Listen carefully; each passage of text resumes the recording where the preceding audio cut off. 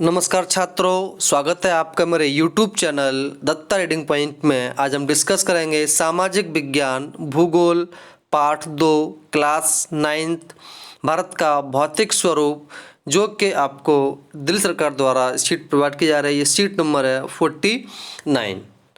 तो हम यह समझेंगे कि किस प्रकार टॉपिक का नाम हमारा होगा भारतीय थार मरुस्थल, कि हमारे पास कौन सा मरुस्थल पाया जाता है, उसका क्या नाम है, उसकी क्या विशेषताएं हैं, यहाँ पे हम जानने की कोशिश करेंगे। चलिए शुरू करते हैं।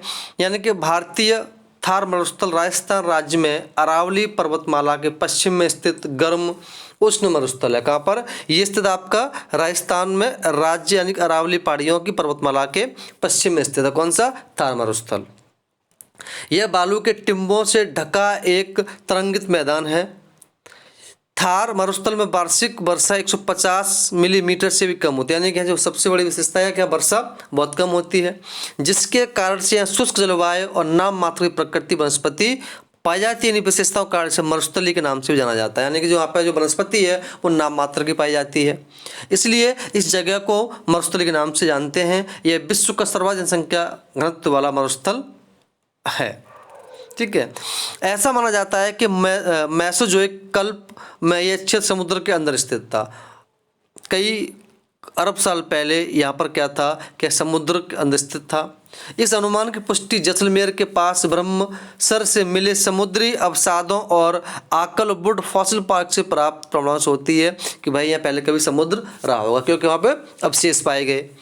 वुड फॉसिल्स की आयु लगभग 180 मिलियन वर्ष आंकी गई है। हालांकि मरुस्थली की चट्टानी संरचना भारत के प्रायद्वीप पठार का ही विस्तार है, फिर भी शुष्क परिस्थितियों व वायु की क्रियाओं व भौतिक अपर्दन के कारण इसकी धरातली विशेषता प्रायद्वीपीय पठार से भिन्न हो गई है। किससे? जो पठार हमारे पास पाए जाते हैं उससे भिन्न हो गई है। मशरूम, रॉक, बालू का टिब्बे, बरकान, ज्यूगोन आदि प्रमुख मरुस्थलीय भू आकृतियाँ बनती हैं। बरकान बनते हैं, ज्यूगैन बनते हैं, बालू के टिब्बे बनते हैं, मशरूम टाइप का छत्रक टाइप, इसको बोलते हैं छत्रक टाइप का बोलते हैं, तो मशरूम रॉफ बन जाती है। बरकान अर्धचंद्राकार बालू का टीला होता है। क्या होता है? ऐसा लगता है कि आधा चाँद बना हुआ है। बरकान किसको कहा जाता है? अर्धचंद्राकार बालू का टीला का विस्तार बहुत अधिक क्षेत्र पर पाया जाता है, लेकिन लंबवत टीले की भारत पाकिस्तान सीमा के समीप प्रमुखता से पाए जाते हैं। जब आप कभी जैसलमेर जाएं तो बरकान के समूह को देख पाएंगे कि वो एकदम चंद्र के आकार का बना हुआ होता है। वहीं ढाल के आधार पर थार मरुस्थल 2 भागों में बांटा गया है। कितने? यानी कि ढाल के आधार पर इसको 2 भागों में बांट दिया गया है भारतीय मरुस्थल को। उत्तरी भाग जिसका ढाल पाकिस्तान के सिंध प्रांत की ओर है। पहला आपका आता है उत्तरी भाग, जिसका पूरा जो हिस्सा आता है वो पाकिस्तान के सिंध प्रांत की ओर आ जाता है, और दक्षिणी भाग जिसका ढाल कच्छ केरल की ओर यानी गुजरात की ओर आता है। इस क्षेत्र अधिकांश नदियां निम्न वर्षा, अत्यधिक ताप द्वारा वाष्पीकरण और किसी हिमनदीय उद्गम के अभाव में वर्षावाही होती हैं। अर्थात इन नदियों में केवल वर्षा के मौसम में जल पाया जाता है। कब पाया जाता है? यहाँ पर हमेशा जब बारिश का मौसम होता है, वर्षा होती है, तभी ये नदियाँ में पानी पहुँच पाता है। यहाँ की अधिकांश नदियाँ अतः प्रभाव अप्रभाव प्रणाली का उदाहरण है, क्योंकि यहाँ की अधिकांश नदियाँ थोड़ी दूर तक प्रभावित होने के बाद झील या प्लाया में मिल जाती है। क्या? आगे चलती हैं, किसी झील में जाकर के मिल जाती हैं या आगे लुप्त हो जाती हैं और सागर तक नहीं पहुँच पाती हैं। प्लाया मरुस्थलीय भाग में स्थित लवणित झीलें होती हैं जिनके नमक प्राप्त किया जाता है। कौन सा? प्लाया। किसको? प्लाया जो होता है वो क्या होता है? वो लवणीय झीलें होती हैं जिससे नमक प्राप्त किया जाता है। और इस क्षेत्र की सबसे प्रमुख नदी कौन सी है? लूनी है। सबसे प्रमुख नदी कौन सी? लूनी है, जो कि मरुस्थल के दक्षिण में भाग प्रभावित होती है और उच्च ताप से अत्यधिक वाष्पीकरण और निम्न वर्षा जैसी स्थितियां इस क्षेत्र को जलवायु वाला क्षेत्र बनाती है। तो ये था आपकी विशेषताएं कुछ मरुस्थल की। तो अब आराम से आप क्वेश्चन हल कर सकते हैं। थार मरुस्थल के अधिकांश नदियाँ वर्षावाही क्यों हैं? क्योंकि यह मौसम के अनुसार ही क्या होता है, पानी आता है इनके अंदर, तो हम इसको कह सकते हैं मौसमी नदियाँ। तो आप इसको आराम से लिख सकते हैं।